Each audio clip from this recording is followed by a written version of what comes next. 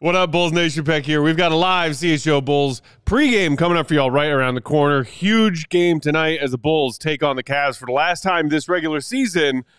Perhaps a playoff best-of-7 preview, but the Bulls are sitting several key players. Why? We'll talk about it. Plus, huge news out of Denver. Next.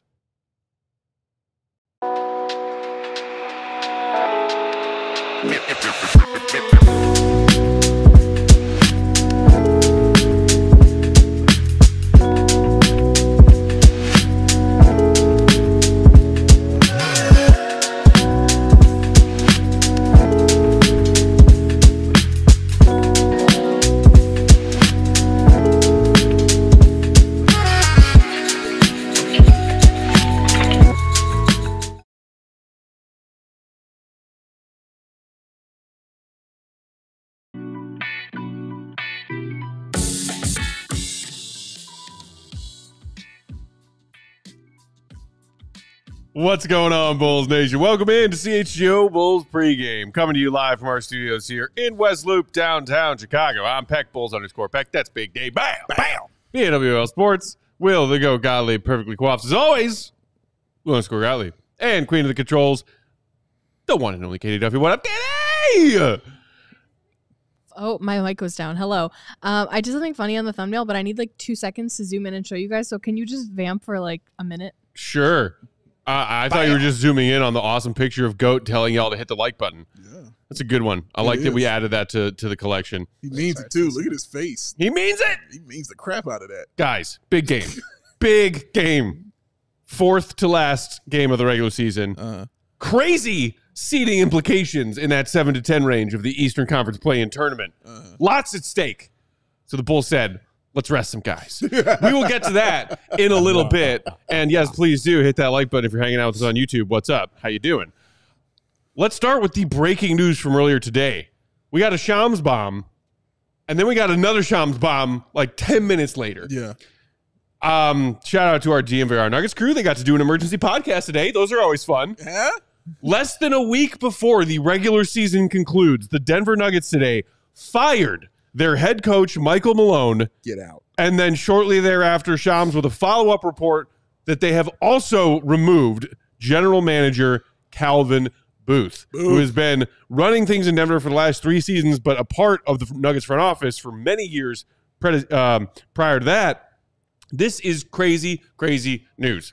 Some people maybe had started to see the way the tea leaves were written. I know our guy Adam Maras, not only of DMVR Nuggets, but co-hosts the All-City NBA pod with Legs, said, like, this could be something to keep an eye on because there were more and more murmurs going around that there was, like, a fraction in the relationship between Malone and Booth, that they were distrusting of one another, that they had grown cold and distant. I think ESPN's NBA reporter Young Masuk even referred to it as a, quote, cold war between the two.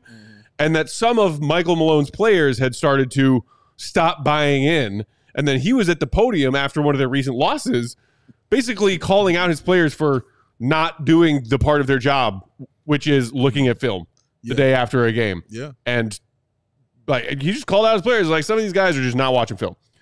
And so some people started to wonder if things were getting so bad. But at the same time, this point in a season, I think, I can't remember who had it, but this is the latest into a season that a head coach has been fired since Hubie Brown in the 1980-81 season. That's correct. This is crazy. Dave, what was your reaction? Well, first, shout out Neo Duty saying this is your first time on the pregame show. Shout out. Welcome. Shout out to you. Welcome in. Buckle up. Second of all, I like how Sham said full clean out. That just made me laugh, just seeing that, because that's what that was, getting it up out of there. Shout out Metamucil. But this was weird. You're right about Adam. You're 100% correct, because I remember when he said the vibes in Chicago are better than the vibes in Denver. We said, buddy. And we laughed and laughed and laughed. And he was on it. He was serious. The vibes here are great. No, the vibes, I mean, playing it, we'll get into it. But he was on point, man. Like, I didn't realize it was that bad where we're ready to get rid of the NBA champion coach along with the GM. And those guys weren't getting along. You know, they weren't great friends. They weren't even talking to each other. Calvin Booth was not a fan of Mike Malone and vice versa. And the owner said, well, how about we don't like either one of you and you both can leave? So close to this playoffs. I wonder when it all started, where the wheels started turning. Was it the Russell Westbrook missed layup that they had, the way that they've been losing these games? You're watching Joker put up these massive numbers and still not getting these wins. Murray can't stay healthy and be out there. Michael Porter Jr. hasn't really achieved that true growth. Aaron Gordon looks like he's on a journey to become one of the coolest hippies to hang out with. I don't know where their focus is on basketball right now. It's just the young guys aren't clicking. Like, I love Christian Braun. Like, he's amazing. He's great. I think Watson, his last name alone lets me know that he's awesome. But it just hasn't really truly been clicking for them. And it's funny to say that because they're still like a top 4 seed. You know what I mean? In the West. Mm-hmm. And they're a couple of games away from, maybe even being in third or something like that. I think they're a game and a half back of LA for third. Yeah, so they still have these options. You know what I'm saying? But I don't know. Maybe they have their finger more on the pulse than us because we're outside kind of looking in. But it is still super surprising. And last thing, Matt, when you sent that in, and I remember the first you sent Mike Malone, and John said, oh, man, yeah, Calvin Booth hates him. They don't get along. 3 minutes later, they got rid of him too. He gone too. He out of there as well. Hilarious, man. This is crazy weird, Goat. Yeah, I think the timing of it is really what makes it stand out. And by the way, this is coming about 9 days on the heels of the Grizzlies firing Taylor Jenkins, who has been a great coach for them. Yeah. And so, what does it tell your team when a week before the playoffs, 2 weeks before the playoffs, you're saying, this isn't the guy anymore? Like, how do you go into a playoff series without a head coach that has been there for more than 2 weeks? I mean, that's insane. So I think at a certain point, like, if you're going to fire the guy, you got to do it. But you would have liked to do it earlier on in the season so that you can build something up. I mean, like the All-Star break is a great time to do that, right? Because you have some runway to develop a plan heading into the second half of the year. You implement it, and then you can like workshop as the season goes on. Mm-hmm. Doing it right now is like you're just treading water, and it's almost like you're admitting you're not going to win this year. Mm-hmm. And I'm not saying the Nuggets are championship favorites, but like they could easily win the championship this year. At least I thought they could have. Yeah. Just because of their pedigree. They have the best player on the floor at any given game. Jamal Murray is starting to look like Jamal Murray. They have a team that's ready to play and compete at a high level today. Grizzlies too. They are not maybe the same caliber of team, but like they were second in the West for a while there this year. I don't think this isn't their best basketball, but they're a very good team that could make the second or the conference finals. Mm-hmm. And so to do that now, I think is an admission that you are not going to win with your current head coach. And I think it's going to be very difficult for either of those guys to take you all the way with 2 weeks to prepare. Yeah. So here's the counterpoint. I think the Nuggets, and especially their core of players who were here 2 years ago when they were NBA championships, Joker, Murray, Gordon, MPJ, and a couple others, they know their system. They play to their system. And when they play to their system, they are one of the best, if not the best teams in the NBA, in my opinion. Maybe what was hindering them more was the bad vibes that our guy Adam Mars was talking about. You remove the coach, you remove the front office person who the coach was sparring with, and their focus was on their Cold War more so than winning basketball. Mm-hmm. The players all feel a sense of relief, the monkey off the back, so to speak. All right, well, that was a crazy, weird thing that happened, but let's do our best to get as healthy as we can over this last stretch.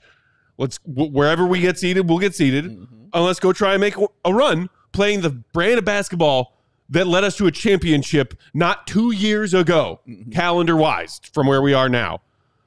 That, I think, makes plenty of sense. On top of it, and I saw plenty of people in Nuggets media and NBA national media talking about this point today too, and I think it's astute, like, if these are not your guys, Malone and Booth, to move into next season, yes, this is a very late stage of this season to rip that Band-Aid or rip the cord, but still do it now. Because simultaneously to making a playoff run, hopefully, you should already be laying the groundwork, shout out AK trade deadline, Okay, what is our plan of attack for this upcoming draft class? What is our plan of attack in free agency? Do we want to look to make some trades this offseason? If Calvin Booth is not the person that you want leading those decisions, then get him out of here and get him out of here now. Yeah. If Michael Malone is not the coach that you want leading that group next season, then get him out of here and get him out of here now. You know what that's called? It's called a full measure that the Nuggets took today. One of Bulls fans, parentheses, this one, complain about all the time with our organization, half measures or no goddamn measure at all. Good. This is the direction you want to go, Nuggets? Make the choice, make it today, and move forward. Yeah. I praise them for it. And look, plenty of Nuggets people, including our friends at DMVR, were either stunned by this, saddened by this, or both. Yeah. Some people think that this was not the right move to make, especially more so with Michael Malone, I think, as opposed to Calvin Booth. But, hey, if it was about setting your team on the right path now and moving forward, they made a decision. I will take that as a fan over indecision or half a decision 7 days a week and twice on Sunday. Okay. The vibe I got from the guys I spoke to at Denver was pure shock, even though they knew the vibes weren't great. They were shocked and stunned and just kind of stuck. You know what I mean? It wasn't a yay or, oh, I hate it. It was like a what? It was just a complete shock to them and a shock to the system. As you mentioned, so close to the playoffs, making this decision. I don't disagree with what you're saying, Matt, about if you know you're not going to go this way, then go ahead and cut ties and make those decisions now. I think the surprise from us comes because we dude, they're good. They're really good. Mike Malone is really good. Taylor Jenkins is really good. So we see really good, and where you're ranked in the Western Conference, and you're like, oh, you're getting rid of that coach? That's shocking. Oh, snap, you're getting rid of that GM? Oh, that's a surprise. So I think that's where that comes from. Knowing if the Denver Nuggets are telling you they have their finger on the pulse and they know exactly what this team needs, and it's not Michael Malone and it's not Calvin Booth, what you're saying is 100% right, Matt. Fine, rip the Band-Aid off, do it now. I always feel like when you make these decisions, there's something going on that we just simply don't know about. When you're making this decision this close to a postseason, there's something else we don't know about. I said it about Luka too. I was like, there's something else we don't know about when you trade a top 5 player in the NBA and you're not getting a ton of draft picks back. There are some other underlining things that may come out a little bit later. But yeah, Mike Malone will only be unemployed for as long as he wants to be. If he wants to coach next year, he's going to have a job. So people in the comments talking about the Bulls hiring him. Do it now, today. I would take Mike Malone. He's great. But he's not going to be unemployed. Taylor Jenkins is not going to be unemployed for long. Those guys have real, true success. But yeah, Will, just seeing them do this so close to the playoffs is just the biggest shock, Matt, of it all. And just the biggest surprise. And now I'm like, okay, how do we move forward? I don't know their, assistant coaches like that. But I'm curious to see who will be the assistant coach and who will take over. So the assistant who's taking over is interim Adelman. Is that the son of or legendary NBA coach Rick Adelman? I'm not sure. I'll look it up right now. Ooh. That was my thought, my educated guess. Rick Adelman, if awesome so, coach. Dude's got some great NBA coaching in his blood. Awesome coach. It is the son. It is his son. It is his son. Wow! Shout out, man. Awesome name as well. Blood of the Dragon. Mm-hmm. Do you feel like if you're the Nuggets and you're making this move so close to the playoffs with a legendary player on your team, you kind of already have somebody in mind for that head coaching job? Do you think that they started poking around a little bit, maybe not tampering, but poking around a little bit before and have an idea of where they want to go? I think if they would have kept their GM in place, maybe. But, they're starting from scratch now. Starting from scratch. The person who hires the coach is presumably going to be the new GM. So this is a full reset. And I agree with you, Matt. If you're going to do it, do it. And if you actually have aspirations and you're not living up to them, it's time to make changes. Mike Malone has been there for 10 years. 10 years. So he's the only coach the Joker has ever played for in the NBA. Amazing. It's wild. And I get the concept of moving on. I don't think you just make change for the sake of making change, but I do think that you have to be willing to make hard decisions if things are not going the way that you want them to. I don't know what the answer is for them longer term, but I find it very hard to believe that interim coach who has never coached before in the NBA is going to come in and win your championship. To your question, Katie, I saw our guy Brendan Vogt of DMVR Nuggets reporting on this a little bit. I think Matt Moore also had a report on it. The Nuggets informed Nikola Jokic before Shams' tweet went viral that they were making these moves today. It is not a move that was made because Joker, when told, advocated for it, agreed with it. None of that. Did not request this move to be made, either of these moves to be made. He was informed before the news went public, but that is all. Okay. I mean, that's big, but I do want to say something. Katie, can I get a solo shot, please? I would appreciate that. Look at Dave requesting an ISO cam. Do you need some music in the background too? I mean, that's up to you. You produce it, man. Dramatic music? I'll let you start and then I'll decide. Soothing music? Appreciate that. Joker, hey. How's it going, man? Come on. How are you? Don't feed into this nonsense. I'm know, just letting him know that I'm here for him. That's all. I mean, this is a very tough and sad situation and harsh. This is the only coach you have known, man. I think at this time you want to be around people, you know what I'm saying, that you know and that you know that you have, you know, grown up with and things like that. You know, I do know that you do enjoy playing here in Chicago because there's a lot of Serbian fevers here in Chicago. These are your words. This is your quote that you say. You say you'll play whatever, but it's really cool. This works. It's really cool playing in Chicago because there is a nice Serbian contingency. I mean, you know AK. You know him. You know, y'all were together. Y'all hung out. You know, it was all cool. I'm just saying, you shouldn't be alone at a time like this. You should be with people who care about you and that you know, man. And so we're just saying, on behalf of Bulls Nation, we're here for you. That's all we're saying. We're here for you. If you want to have some of your great Serbish dishes, what is that, sarma? with your stuffed cabbage? You know what I'm saying? We can get that going too, man. However you need. However you need. Because that's how much I care. You know me, man. I care. Oh, there's already I just care, bro. Jokers photoshopped in Bulls jerseys all over Twitter. To know that we are here for you here in Chicago, my friend. That's all I want to say. Can I hit you with a quick, I hate to tell you? Yo, come on with it, Joe. Destroy everybody's hopes and dreams. He's just not a free agent for another 3 years. I'm not talking free agency. So the trade's it's going to demand a trade. I saw Luka get Bulls traded. And only the Bulls. I saw Luka get traded. So I don't believe in anything. All I'm saying, it won't be free agency. Trust me, I already looked up the contract. Dude, if Joker doesn't like what he sees when he looks around Denver as the next year or two progresses, he's just going to retire and go race his horses.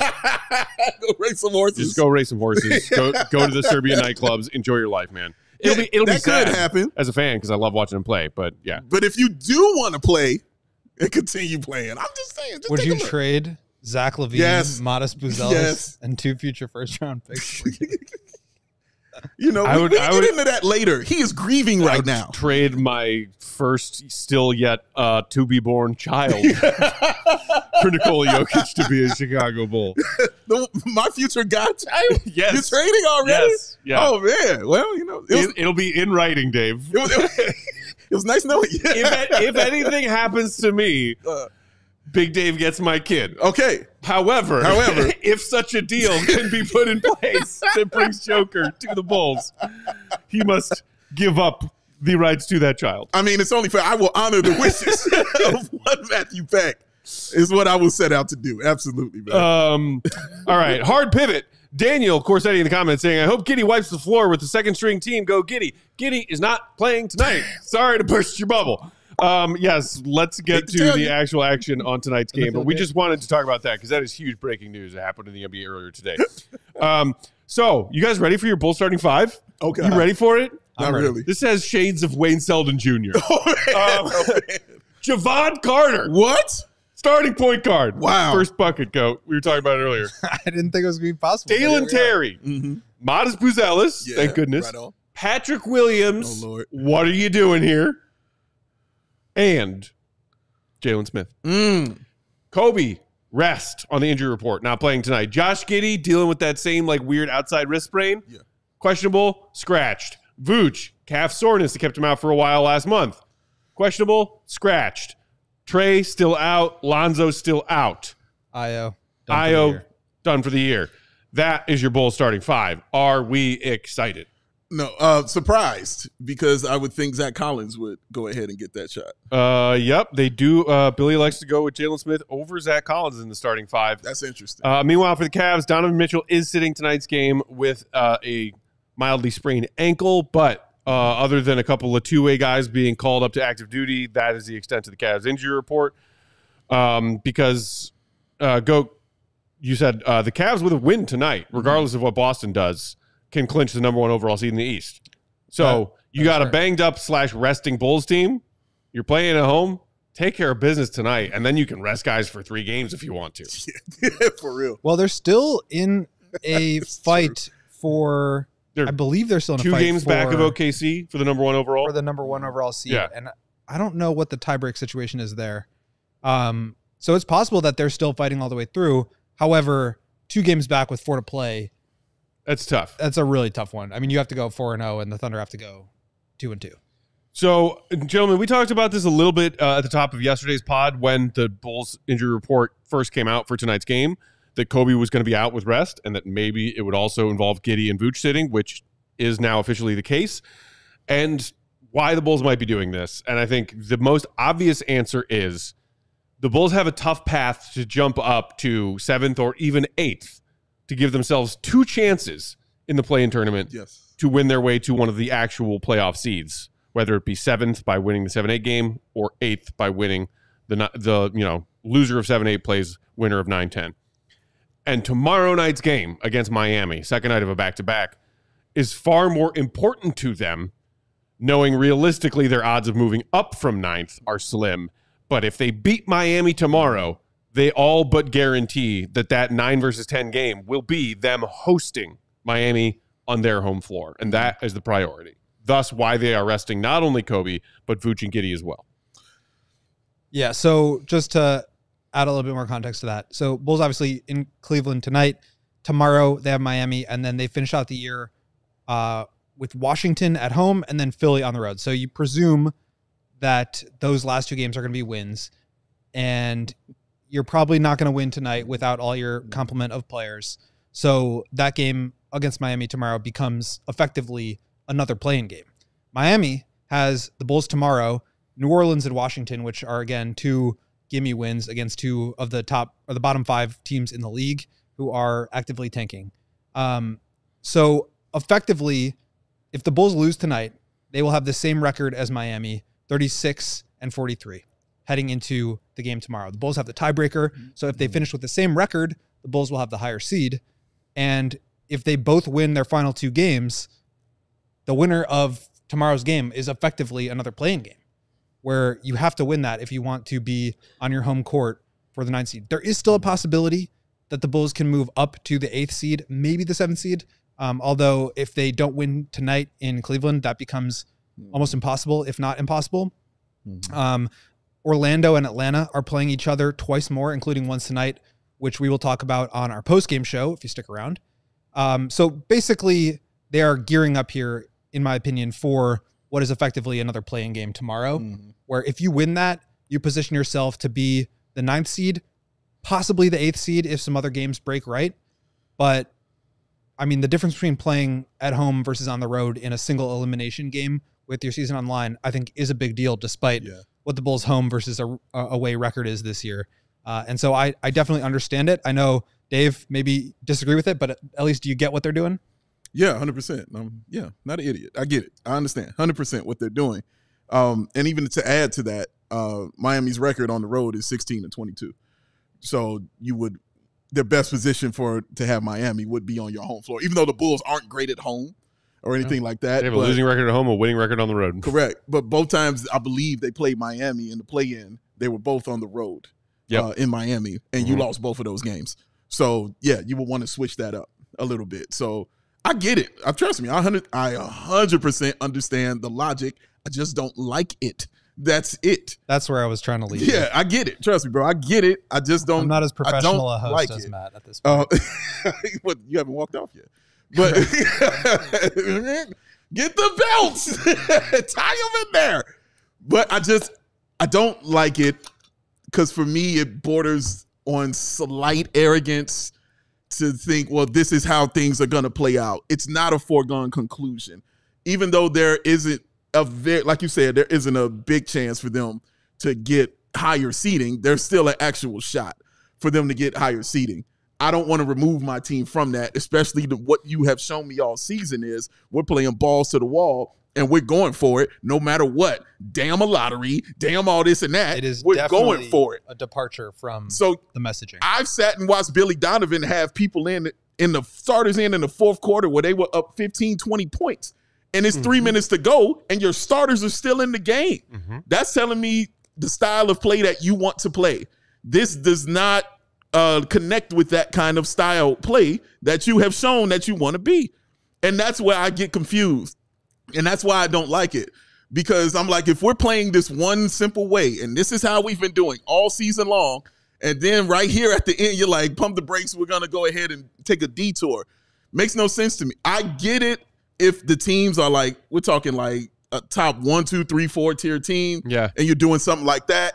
Great. I get that. That makes all the sense in the world. You want your players ready for the playoff, all that. For a playing team, you should be fighting for every damn inch you can get, not just being comfortable settling in at one particular spot. That's how I look at it. I get the logic. I see why they're doing it. Makes sense record-wise, all of that stuff. But when you're a playing team and the way that you have been playing, especially in this March, which has been balls to the wall, to remove that immediately against the team that you know is playing to win, who is the best team in the East, who you might have to go up against, you want to see what they can do and showcase a little bit of things like that. And I think, for me, it's not something that I like. I mean, it just rails against everything that they have been preaching annoyingly at the media and fans. Also, and as to what you have been saying. AK said on media, we're going to go out there and try and win every game this season. You lie. You lie. You're a liar. You lie. Yeah. It's about the integrity of the game. Where's the integrity tonight, AK? Yeah. Where's the integrity? Where's that precious integrity? You lie. Admit it. You're a liar. That's fine. People lie about stuff. Don't preach. Don't preach something and then do this. Be what you are. Speaking of this, the stakes tonight and the fact that not only the Bulls are where they are, tomorrow night's game far more important. As Goat mentioned, this one's huge for the Cavs. They can wrap up the one seed in the East tonight. And to that end, yes, Donovan Mitchell is resting that sore ankle, but your Cavs starting five tonight, Darius Garland, Bulls legend Max Strus, Isaac Okoro, and then that very formidable front court tandem of Evan Mobley and Jared Allen. Oh, they're bringing the full forces. Good Lord. So good luck, Bulls. Yeah. Main man Ty Jerome is playing as well. Hey, Ty Jerome. Before we get out of here, before I knew officially that Giddey and Vooch were going to sit, but it was leaning that way, I got my bets in early this afternoon, gentlemen. Just like you never want to procrastinate on your homework. Don't procrastinate on your bets. If you hear which way the wind is blowing, get those bets in early. Yeah. It's time for our pregame picks, y'all. Pregame picks presented by Bet365. Use promo code CHGO365 when you sign up. Whatever the moment, it's never ordinary at Bet365. So let's talk about my picks tonight. Hit it. I made a couple different bets on the winning margin. Cavs to win tonight by 14 to 16 points got me plus 650 juice when I made that bet earlier this afternoon. Juice. I also put a little money, about the same amount, on Cavs to win by between 17 and 20 points tonight at plus 500 juice. My thinking there is maybe the Cavs let the Bulls hang around in the first half. Okay. But unlike the last time we saw them in the regular season, I believe early March, the Cavs waited until midway through the fourth to look up at the scoreboard and be like, oh, shit, it's tied? I remember that. Okay. Yeah. And then they ended up winning by 22 over the final 6 minutes. Tonight, I think the Cavs say, coming out of that second half, let's roll them off the floor in the third quarter. Okay. And then maybe Javon Carter, THT, some guys get some buckets and the final score is more respectable. Okay. Maybe the Cavs aren't necessarily blowing out the fourth quarter because of garbage time buckets, but I feel good about the Cavs winning by double digits and in that realm, and the juice is incredible. You can also, I believe when I checked, get plus 230 odds on the Cavs to win by 21 or more tonight. Oh, wow. As we look at all the Bulls who are sitting. I also love that Cavs third quarter bet specifically. You saw that one. I'm taking Cavs third quarter score to cover a spread of minus 3.5 because of the same reasons I just laid out. I think the Cavs are going to come out of that halftime and say, whatever the score was at halftime, let's get this done now. so we can all ice ourselves for most of the fourth quarter. Ice, baby. Right. So, Bulls might end up winning the fourth quarter by a bucket or two. Okay. I think the Cavs cruise in the third tonight to close this one out. I like that very modest spread of -3.5 at -115 odds. But because we are Bulls fans, we got to give y'all something fun to cheer for. Let's do it. I'm also taking Modest Buzelis to score 20 or more points tonight. Plus 230 odds for Modest to get 20 or more. There's also a very reasonable bet on Modest combined points and boards tonight that I saw at 20.5. I think that was like -110. With no Giddey out there, with no Vooch out there, you got to be thinking, hey, could be a night where Modest is grabbing lots of boards, working the glass. But even, no Coby, no Giddey, no Vooch. Who's scoring for the Bulls tonight? Patrick Williams? Back in the starting lineup undeservedly? Yeah. No. Let me root for Modest to have himself a 20-point night. Let me root for Modest to have a 30-point night. But as far as making money on it, give me 20 plus for Modest at plus 230 odds. Okay. Those are your Bet365 pregame picks. Must be 21 and older. If you or someone you know has a gambling problem, crisis counseling and referral services give you access by calling 1-800-GAMBLER. So what do you guys think tonight as we wrap up here? Do we think Bulls keep it close all the way through? Do we think the Bulls keep it close for a half? I'm trying to figure out who is off the bench tonight. For the Bulls. So you have Taylor Horton-Tucker, Zach Collins, Julian Phillips. That would be it. And right? then your two-way some guys. two-way guys. We saw Emmanuel Miller get his first NBA bucket the other night. Liddell, Liddell, and Jameer Young. Herter's still out. We didn't mention him when we were running through injuries earlier. Okay. But yeah, Bulls bench is thin tonight. Okay. Little thin. I don't know, man. We'll see. Patrick Williams. Can we get 20-point game? Yeah, I mean, like this is an opportunity. It's there. They need points. Somebody's got to score. Javon Carter, Oh, he's gonna get it up. He's going up. THT is still healthy. He's going up. He's going up. All right. Javon and THT are going to combine for 80 points. 80 attempts. Katie. Okay, I finally got it onto the computer and I can show you guys. Really quickly before we turn it over to White Sox, this is our pregame thumbnail. Okay, normal thumbnail, whatever. If you zoom in. What do we got here? I put Joakim's face on the bridge. Hey! On the whatever pillars those are on that famous statue in Cleveland. The Guardian bridge. Bridges, I love that. He's on both sides. Such subtle work. Katie with the thumbnails. Always bringing that fire. Mm-hmm. That's right. Congrats to our guy Joe, who's on that lower third right now. Have his jersey out tonight in honor of him. I'm wearing my Me and Joakim BFFs Forever shirt because not only are the Bulls playing in Cleveland, but he watched his Florida Gators win the chip last night. He did. Shout out to Joe. Congrats to the Florida Gators. Yes. And to Billy Donovan. Billy Donovan. Yes. Hall of Famer and what a week. Pretty good week. His team wins the national championship. What a week. But now going for the play. But now he's got to play against the top-seeded Cavs with Patrick Williams in his starting lineup. Yeah. Good luck, Billy. That's going to do it for pregame. Hit the like button on your way out if you haven't done it yet. I saw Katie asking for more. Give us the likes. Come on now. We've also got, as Katie just mentioned, a CHGO White Sox happening. Keep it right here, CHGO Sports YouTube channel. Let's go. We'll see y'all for live post-game after Bulls Cavs. See you, very good. Peace. We all silly like the mayor.